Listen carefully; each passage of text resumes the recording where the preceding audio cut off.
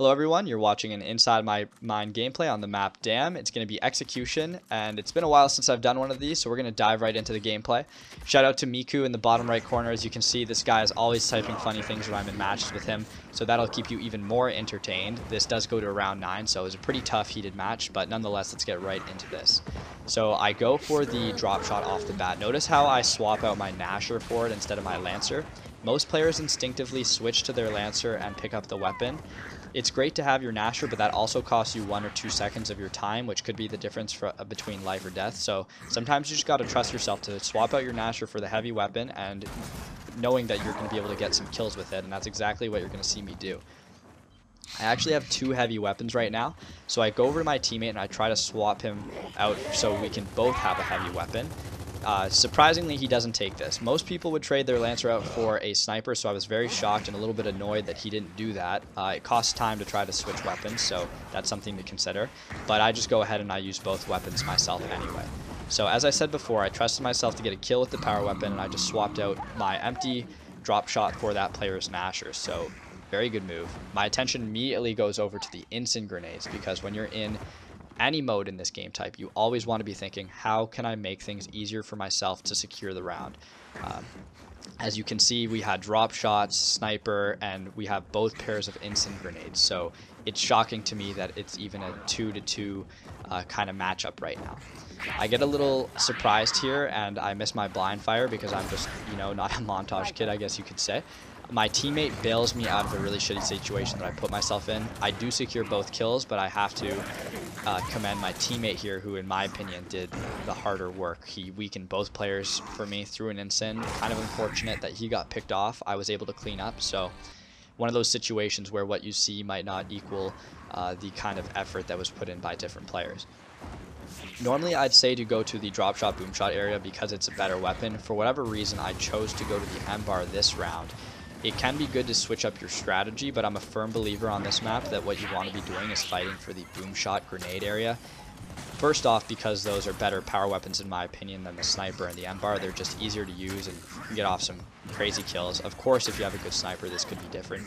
But the other huge reason is because it takes less time to travel to the boom shot grenade area on this map, and if you run all the way to the snipe area, you're putting yourself out of the fray, out of the fight for quite some time, and that can really screw over your team. So honestly, not shocking that we lost that round with what I had just said. So going back to the drop shot area, I go from what's called baby steps, for those of you who are familiar with some of the callouts. And that's my favorite kind of place to contest. It's always so hectic when you're going for that weapon. So that's why this map isn't one of my huge favorites. So once I get the drop shot, I do rotate to the snipe area once again with the mentality of kind of securing all of the power weapons. I could have stayed over by the grenade area, but I thought it'd be more valuable this round to go to the snipe area, and I'm just trying to lay down some support fire for my teammates. The drop shot's actually kind of a tricky weapon to use. I think for some people, it's very simple and easy, and for others, you just really struggle with it. I find that one of the things that helps with the drop shot is when you aim low, so to speak, because when you actually let go of the trigger, it takes less time to detonate. And just as a side note, the Bull Talk is a beast of a weapon. I don't know why people don't pick it up more, and I'll be making a Bull Talk tips video really soon. Can't wait to put that out. I didn't do much with it that round, and the retro is also a beast of a weapon as well. If you feather tap the retro, you can get some serious damage onto players, and you've probably noticed that people who use this gun are downing machines. So I help my teammate down this player, and I go and I actually clean him up. He got sniped. I should have clued into that because that sniper's looking at me, almost popped me too, but I took the risk and ended up getting a triple kill. So 1 was the guy who was down, and 2 were the ones that chased. End up getting another kill here with the boom shot. This player, in my opinion, did the correct move, which was to butt rush me in the hopes that I would shoot and kill myself.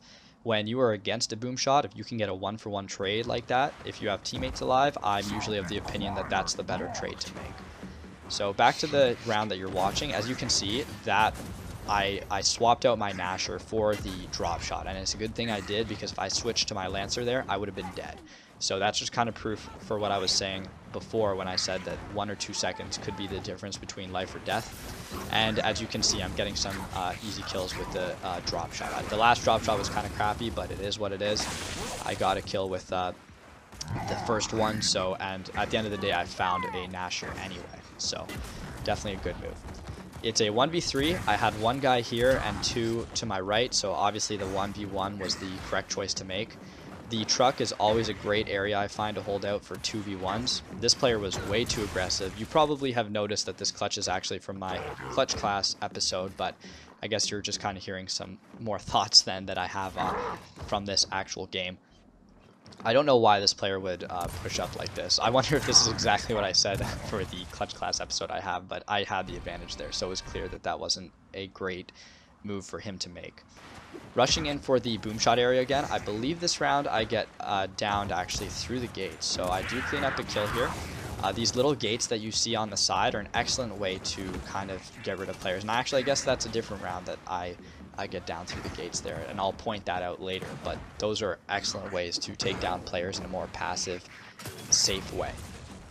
First boom shot goes to good use. I thought this player had a power weapon, which is why I come over here. He did have an instance, which is still better than nothing, but we're still not in the best situation. I do have a boom shot and 2 instants though, so if correctly played, this should be a win. You know, this isn't a terribly hard situation. Unfortunately, I missed the boom. I did get a good cleanup, but got killed from behind, so it's one of those situations where there were just too many variables for me to kind of work through all at once, and I did end up getting picked off, but not a bad attempt by any means.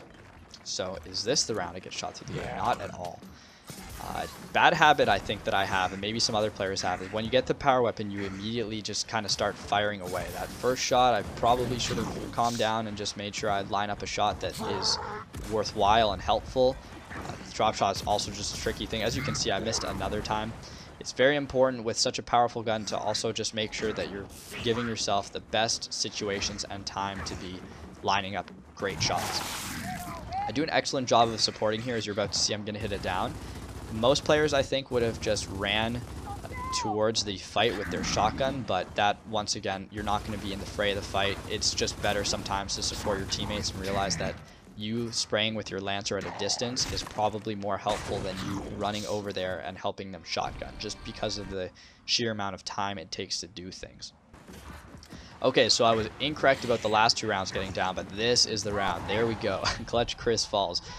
So the gate there is an excellent place, as I was saying, to passively take down people, and the M-bar cleans up people, even in execution, regardless of where you hit. So it's unfortunate, but sometimes that happens when you go for those high-risk areas. Very controversial decision, I think, for going for the sniper area on the last round. It's 4-4. I did it because I was worried that I'd get killed the last way I did, and my teammates are actually dropping pretty fast, which is worrisome. I do a great job of fighting here, even utilize the meat shield, get a little flustered, and here I just kind of realized that I'm screwed. I'm just trying to stay alive, bounce as fast as I can, wondering honestly how I have so many guys that I'm dealing with, and I'm thinking, hey, where'd my team go? But they all got picked off, not sure how they did. And as you see, things are slowly kind of coming apart here. I don't have health. I'm doing my best to pick off people, but there's just way too many people to work through, and these guys are all focused on me. And I get cleaned up. So unfortunate end to the match, but I did do pretty well throughout the game. And as you can see from the chat, you're about to see the bottom right. These guys were pretty nice, saying good game and whatnot, so showing some respect. So it was nice to play some guys like that. Overall, good game and some great things to take away from it. I hope you enjoyed this. I still love doing the kind of bread and butter inside my mind videos, and I'll be sure to put out more, and I will see you in the next one.